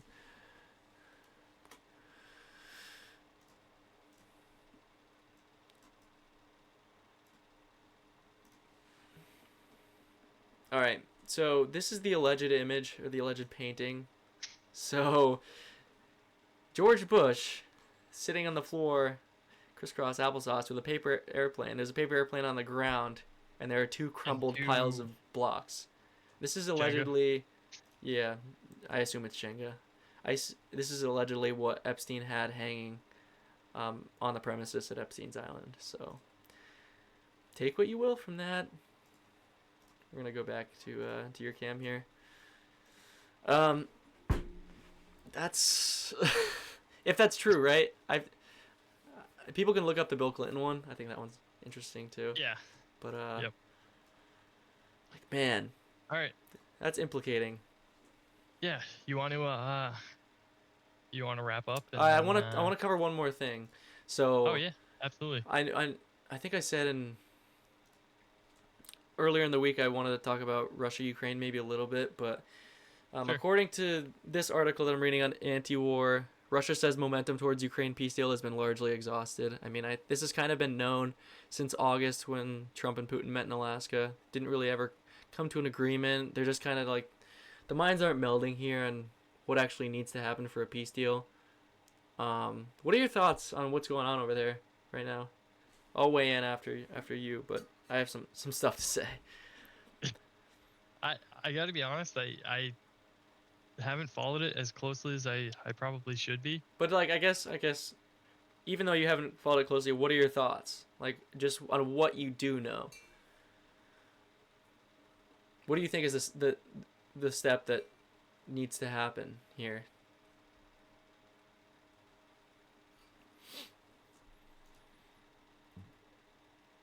Oh, you weigh in. Let's hear your thoughts, because it sounds like you have a pretty firm Well, stance I here. did want to cover this because this is important. I know that the Gaza-Israel peace deal is in the forefront of everything that's happening. We're kind of starting to forget about Russia, right? So the Russian deputy foreign minister, I can't pronounce his name, Sergei Ryabkov, said that momentum towards a peace deal in Ukraine following the August summit between Trump and Putin has been largely exhausted. The two sides remain very far apart on the conditions to end the war. Unfortunately, he says it must be acknowledged that the powerful impetus of anchorage in favor of agreements has been largely exhausted by the efforts of opponents and efforts of supporters of the war. To the last Ukrainian among Europeans. In a continuation of the quote, this is a result of the destructive activity, primarily by Europeans. Do you think it's a change of focus? By the United States, you mean? Yeah. I think Trump started out saying he wanted started out with the goal of peace in mind. I don't think that he's where the Russians want to be, and I don't think that he understands the power that the Russians have. Like, they can't be bullied. You're not just gonna bully them into agreeing with your shitty peace deal. I mean, they don't have any. I know that Geneva Convention. I mean, we've been kind of told our entire lives that Russia's the villain of the world. Yep. There has been deals during There were deals during, I believe, Clinton and the Bush administrations in the late '90s and early 2000s to add Russia as a member to NATO, and I think it was Colin Powell under Bush that was basically just like, no, there's no chance. And since then, since the fall of the Soviet Union, NATO has only moved eastward, right? They've added more countries east.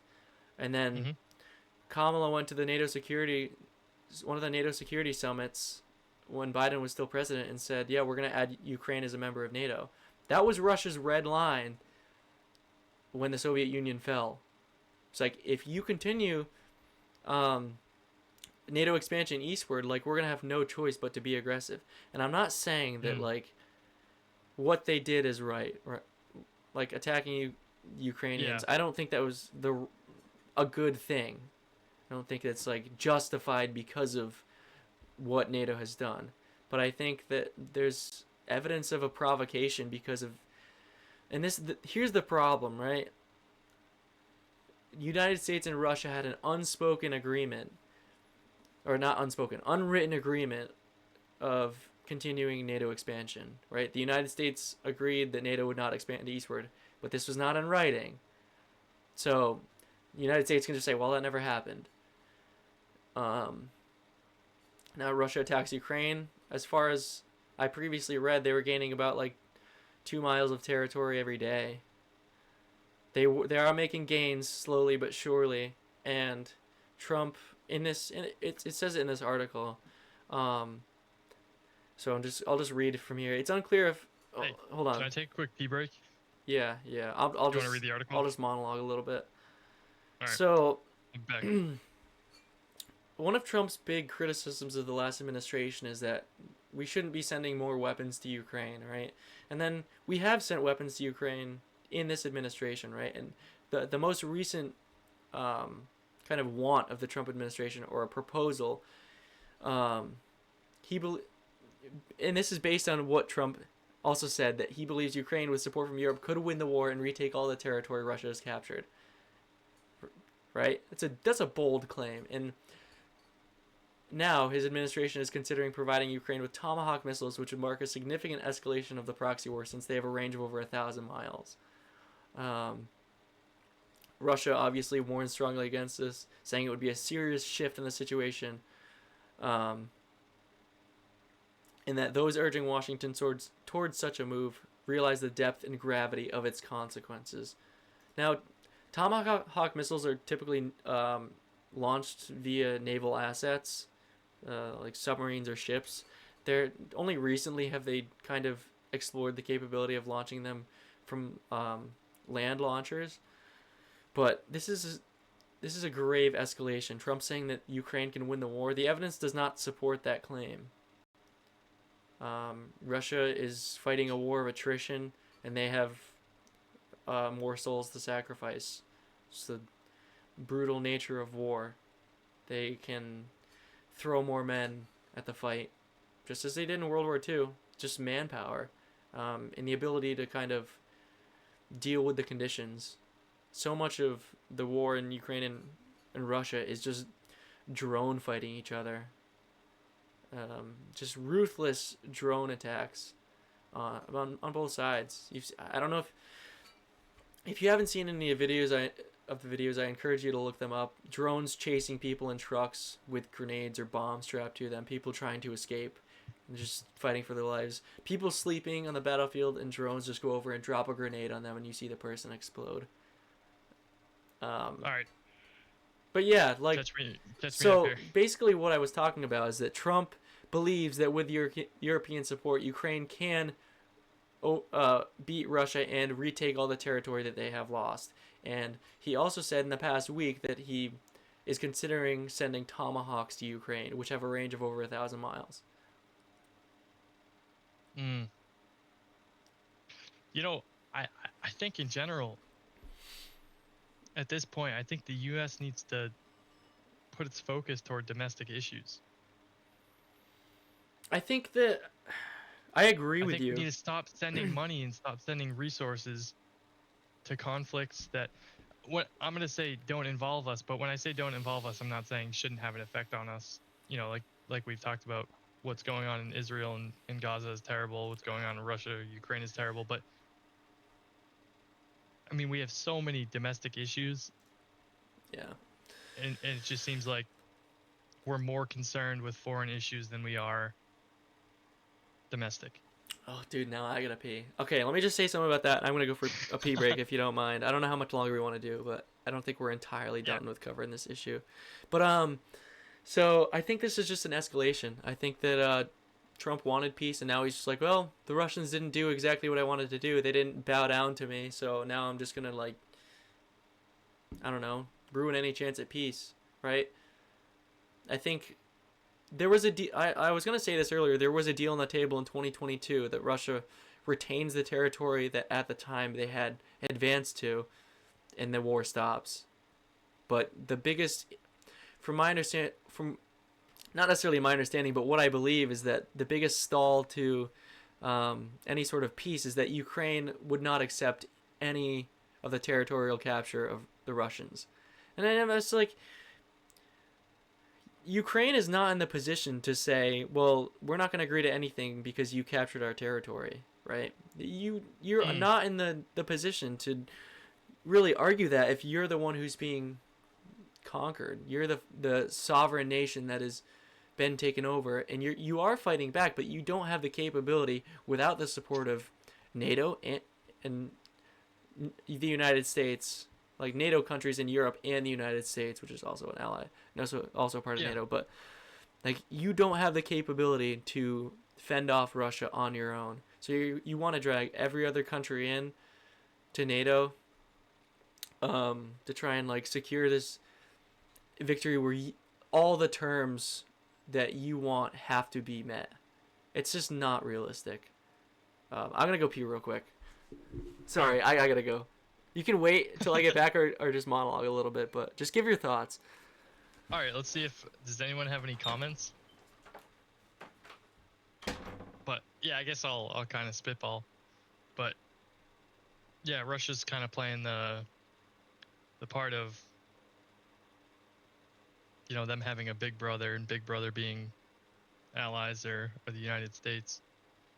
So I think what Luke's trying to get at is they're defenseless on their own, and they're kind of using, I guess, threatening resources that they don't readily have available. But Luke's definitely more knowledgeable on this topic than I am.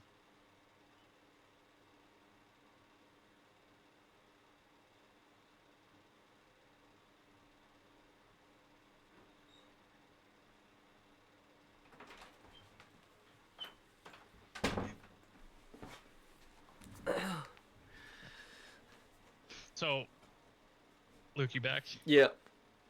All right. So what I was basically saying is Ukraine's kind of playing the position of them having a big brother, and they're threatening resources that they don't have readily available. Yeah. Resources being allied countries, specifically the U.S. I mean, we're the biggest. They receive most of their weapons from us, and most of their support from us, right? Mm-hmm. It's just kind of the way it goes. But I think another important thing, another claim by Russia at least, is that part of their reason for attacking Ukraine is because of the rise of Nazi sympathism, or not sympathism. I don't think that's an actual word. Groups within Ukraine that have been sympathetic to what would be considered Nazi values, and what we often see as like World War II Nazism, right? So I don't. Have you ever heard of the Azov Battalion? I have not. So the Azov Battalion and their leader Andrei Beletsky, he's actually poised to possibly be the next president of Ukraine. Well, it's pretty obvious that Zelensky he's canceled elections. He's not he's not going to be the next president of Ukraine, and this guy, the leader of the Azov Battalion, Andrei Beletsky, is poised to be one of the front runners for the next president of Ukraine, who's a avowed modern day Nazi, white nationalist. When regardless of what people think of that viewpoint, that's one of Russia's claims. Another one of their claims to invade Ukraine, because they want to stop that. And I will say that the Azov Battalion actually has regiments within the official Ukrainian military. So it's not like it's just some militia group. They play a role in fighting the battle as a part of the Ukrainian military. Interesting. So, just something to think about. If you haven't heard of the Azov Battalion, please, I implore you to research it, because it's kind of eye-opening, right? And one of the biggest names in uncovering, he wrote a book on Ukraine, Russia, called Provoked. Scott Horton. I don't know if you've ever heard of him. He's just like he's so well versed in foreign policy as a whole, but like the Russia-Ukraine war, he's just an independent researcher, and he just like goes through everything. He's so knowledgeable about the subject. I encourage everybody who's watching to just look up Scott Horton, look up his videos, read his books. Yeah, that's Russia-Ukraine is definitely a complicated subject, but yeah, and there's not like one side that's like, I support Ukraine because Russia's terrible, or I support Russia because there's no winning. Same thing that's going on in Israel and Palestine. Yeah, except Ukraine is a sovereign nation, and Gaza is not a actual state, because Israel won't let it be a state and has been occupying the territory militarily since 1948. Just had to throw that in there. Yeah. I guess a similar. I mean, you can't really find support on either side. I mean, I support. I don't know. I guess my overarching viewpoint is stop giving funding to both. Yeah, I mean, and one of the Zelensky says every time that there's a meeting about peace, he's like, unless you give us security guarantees, how can we agree to anything? We need security guarantees, which is money. Like, you're gonna send money and weapons to us. It's just like, it's not realistic. You're losing the war. So, I don't know. Is there anything else that you wanna cover? Any other big stories? I think we covered a good amount. I mean, we spent a lot of time on Israel, but that's gonna be a continuing We talked about, thing. yeah. Did we talked about the briefly about the Paramount acquisition there? Yeah, we talked a little bit about that. Not we just kind of like jumped over it though. I don't. Do you want to talk a little bit about that? Yeah, we can briefly touch on it. We get a I guess, yeah, no, we can touch on it. Well, Okay. I'm sure we'll have content for next week. Yeah, there's always we'll have plenty. So Yeah.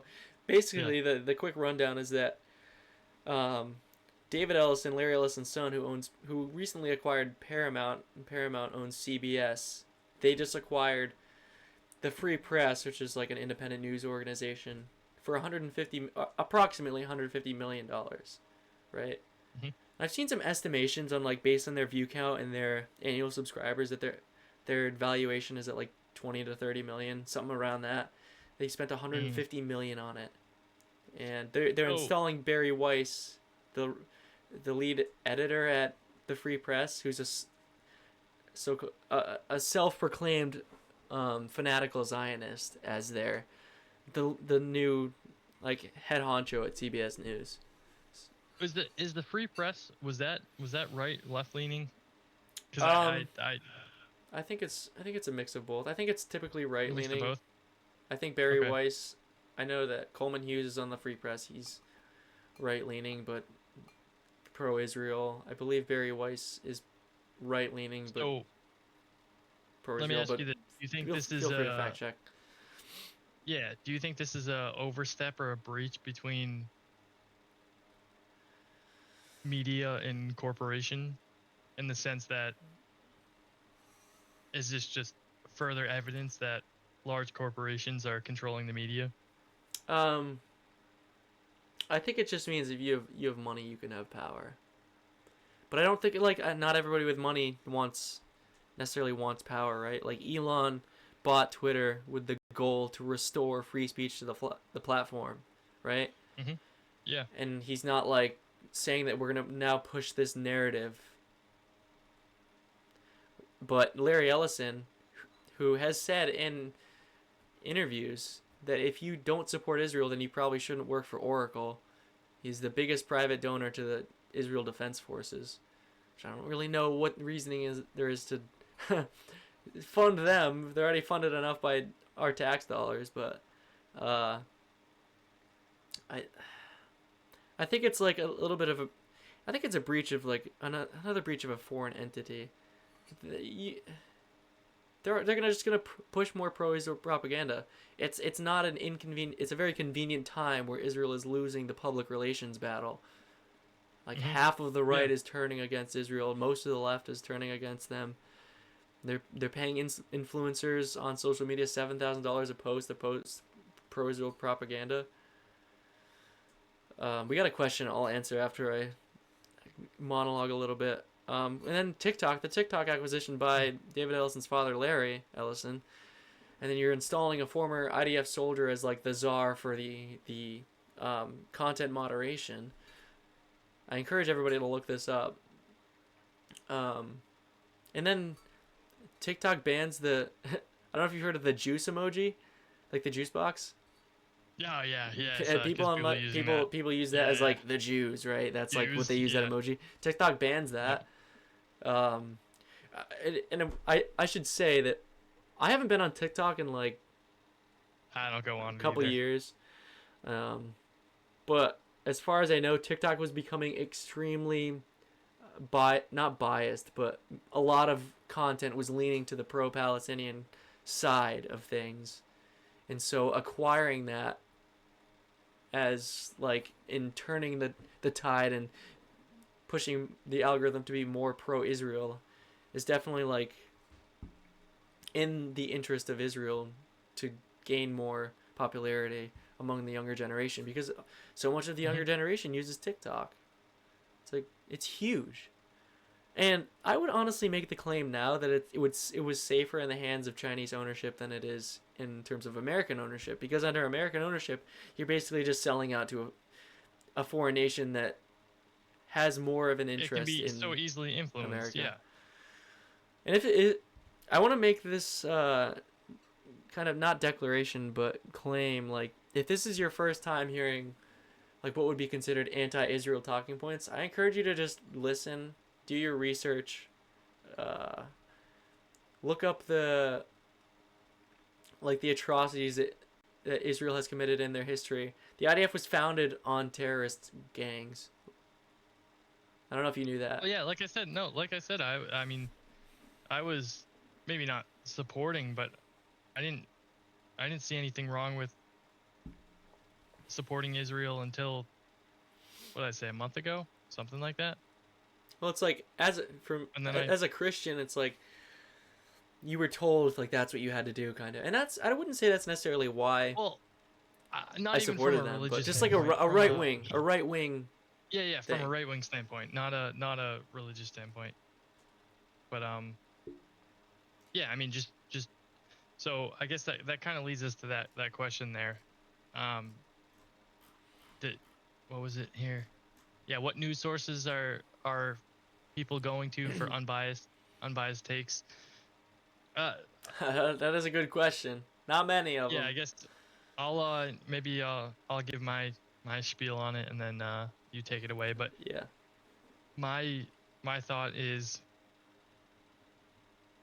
it's all about quantity. I don't think there's any quality in news sources these days, but I think the more you read and the more you research, the better information you'll have, because it doesn't matter where you go nowadays, it's going to be biased. You know, you go to places like Fox News, you're going to get right-wing biased stuff. You go to CNN, you're going to get left-wing biased stuff. It's quantity in the sense that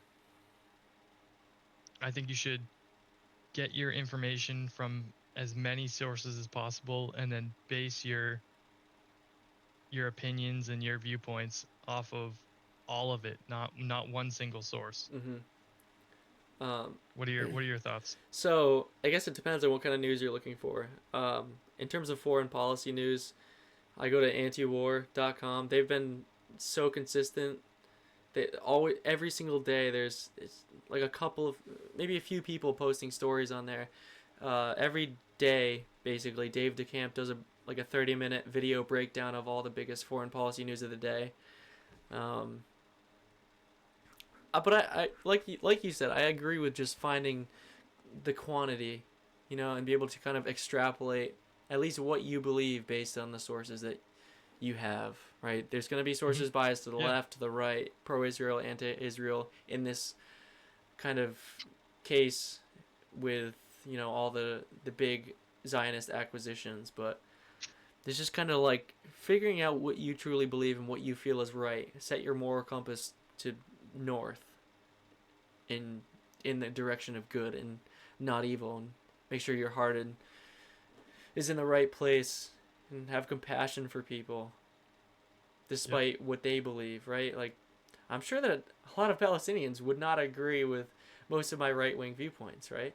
But I think that they have the right to live and not be subject to yeah, the bombing raids and the campaign to slaughter them and view them as less than human.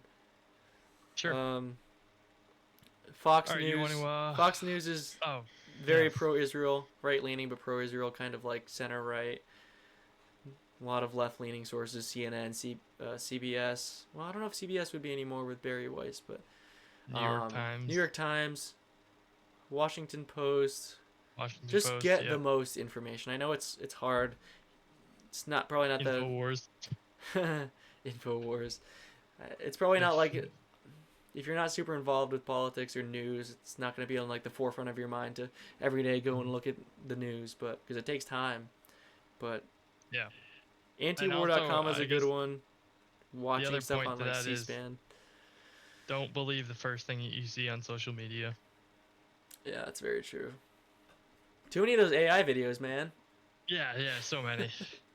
They're All everywhere. right, you want to wrap up? Yeah, probably should wrap up. It's been almost 2 hours. Yeah, I think. What do you think? I think. What do you think's the ideal time for these episodes? I mean, I guess we can kind of judge it based off of our conversation. I'd say 2 hours max is good. If it's an hour, at least an Yeah, hour, between an hour and at two least an hour. hours. Sure, Maybe we'll I have agree with like that. a specials for certain things, But Yep. We had to get at some point, maybe in the future, we'll get a fellas episode back. Yeah, that would be something to coordinate and get our technology up to speed. Yeah, we'll have it worked out for the next episode. Yeah, for sure. Do you want to kind of give your closing a little bit? Yeah, I mean, I've kind of said my piece on this. I think we need to stop supporting foreign wars until we can figure out our own domestic issues. And I think you shouldn't believe everything that you see and you read nowadays. And I think you should question everything. Uh, if something doesn't seem right, then it's probably not right. I guess that's kind of my overarching view. Yeah, I mean, I would say just like search for information, follow your heart, follow your moral compass, um, set your morality in something tangible. Utilitarianism just doesn't have a place in society. You can't